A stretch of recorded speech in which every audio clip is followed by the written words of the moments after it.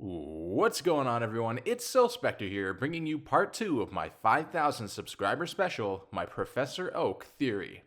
Now, if you have not seen part 1, it is absolutely vital that you watch it first, as it sets the foundation for this video. A lot of what was covered will be helpful in supporting today's theory, so make sure to check it out. The link to part 1 will be at the top of the description below. For those who have seen it, as a brief recap, in part 1 we established that Professor Oak was actually a Pokémon champion at one point in his past. We used evidence from all three franchise mediums, the games, the manga, and the anime, to uncover the creator's intentions for Oak's character. Without any further ado, let's uncover the mysterious history of Professor Oak. Let's start off this theory by going as far back as we can into Oak's past. The earliest point in the timeline that we see Professor Oak is actually in the fourth Pokémon movie called Pokémon Forever. In this movie, Oak is a boy around the age of 12 years old, who merely goes by the name Sam and who currently lives in Johto. Although, since he has a Charmeleon, one can assume he might originally be from Kanto. Long story short, Sam encounters a Celebi one day in the forest as it is being chased by a Pokémon hunter and tries to protect it to the best of his ability, but ultimately fails. Injured and very scared, Celebi decides to travel to a different time period in the future to escape the hunter, bringing Sam with it. In the future, Sam finds Celebi and swears to protect it shortly before a Team Rocket elite officer known as the Iron Masked Marauder ends up capturing Celebi in a Dark Ball, turning it evil. Eventually, with the help of Suicune, Sam is able to break the spell of the Dark Ball and rescue Celebi. However, Celebi ends up dying, causing Sam to cry out in frustration and anguish over not being able to save it. At this point, a portal opens up in the sky and numerous Celebi from different time periods come down to revive the fallen Celebi. While watching this movie, I realized that Sam has an extraordinarily reckless nature, even more so than Ash Ketchum. I remember at one point he risks his life climbing when Ash, who is extraordinarily reckless himself, tries to calm him down and rationalize with him. But then he screams, "I couldn't protect Celebi before, so I've gotta help it now." Keeping in mind, this happened only after the first Pokemon hunter tried to capture Celebi, so you could imagine how the Iron Masked Marauder's actions and watching Celebi die would influence him.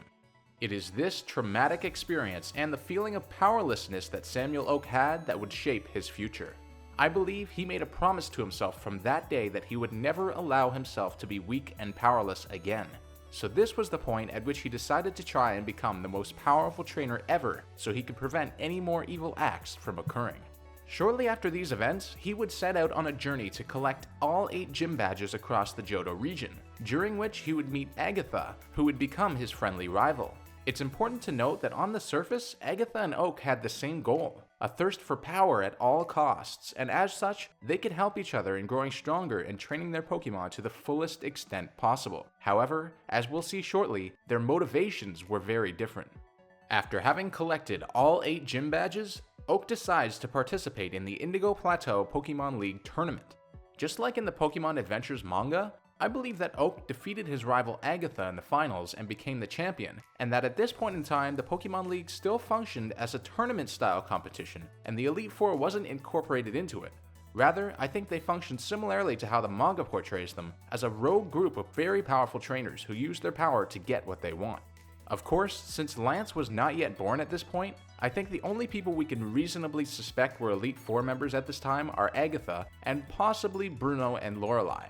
According to the manga, Oak's victory over Agatha occurred 24 years before Red gets his Pokédex. Since Oak was 47 when he gave Red the Pokédex, this would mean he became champion at about the age of 23. At this point, I think Oak stayed as champion for up to 3 years until the Pokemon War broke out across the Kanto region. The Pokemon War is referenced in the Generation 1 and 3 games by Lieutenant Surge, who apparently fought in it and saved the life of one of his elderly members of his gym. Since Lieutenant Surge appears to be around the age of 40 in Red and Blue, the Pokemon War having occurred 19 to 22 years ago matches up with his statements, since he would have been about 18 to 21 years old, and the gentleman who he saved in the war would have been around 40 himself. Given Lieutenant Surge's comments and his and Oak's ages, we know that the Pokemon War must have occurred sometime around the middle of Oak's life thus far, and so I've placed it here in the timeline. The premise of the war and its belligerents could have been the topic of an entire other Pokemon theory, so for now, we're primarily concerned with its impact on Professor Oak and his engagement in it. During the war, I believe that Professor Oak called upon the strength of the Elite Four to help defend Kanto from the threats it was facing. Under the guidance of Champion Samuel Oak and witnessing a greater evil than themselves and the horrendous actions that were committed, I believe that Oak managed to turn their hearts towards fighting for what was right. Oak taught the Elite Four, including Agatha, that seeking power and strength was fine, so long as they used that power towards noble aims, just like he had done in light of what he saw happen to Celebi and his failure to protect it because of his weakness. Following the end of the war and seeing the capabilities of the Elite Four, I surmise that Oak established the Indigo Plateau Pokemon League as we know it, not only to reform the tournament-style system so that there can be 5 members instead of 1, but also as a way to have a combined defense force for the Kanto and Johto regions.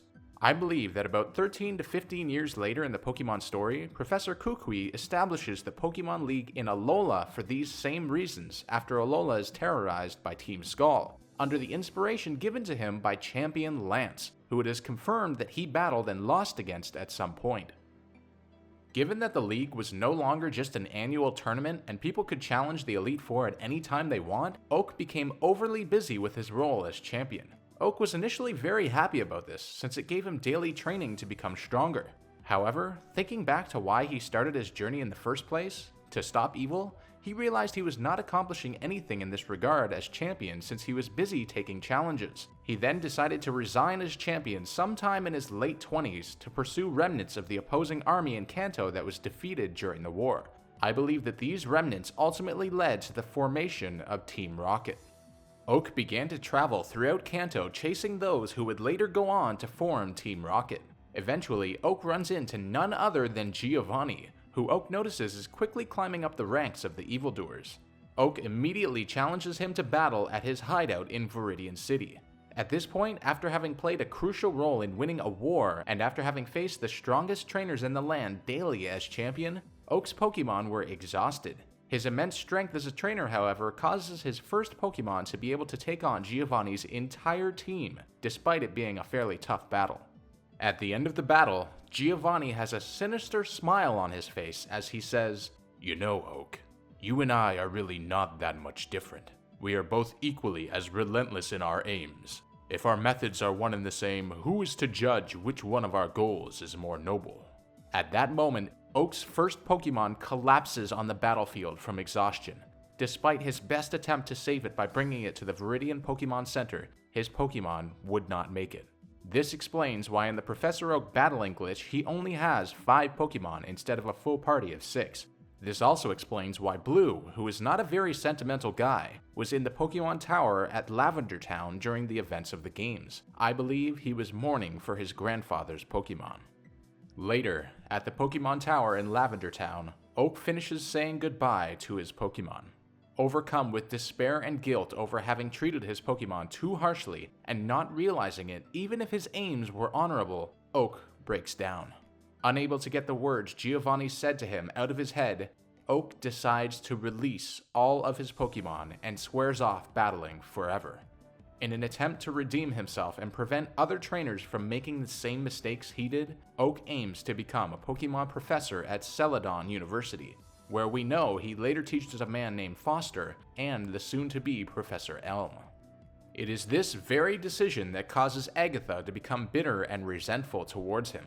He had served as her rival since they were very young, and she had begun to admire him for his use of strength as a tool of justice, and his reformation of the Elite Four. She felt that after teaching the Elite Four to fight for justice and leading them through the Pokemon War, he had abandoned her along with the Pokemon League itself. Oak's Pokemon's death and his poor treatment of his Pokemon explains why he later chooses to specialize in the relationships between Pokemon and humans. Oak, of course, remains a professor in Kanto until the events of the first generation games. He decides to remain in Kanto for several reasons. First of all, is because he has started a family, as evidenced by the fact that he has 2 grandchildren named Blue Oak and Daisy Oak in the games. Furthermore, his cousin from Alola, Samson Oak, wishes for him to help him with his research on the Alolan variations of Kanto Pokemon. Finally, he decides to settle and establish his own lab in Pallet Town due to him vaguely recalling a vision of the future that Celebi had shown him when he was younger, of a boy from Pallet Town who he was destined to meet. Well, that's the end of part 2 of this theory, everyone.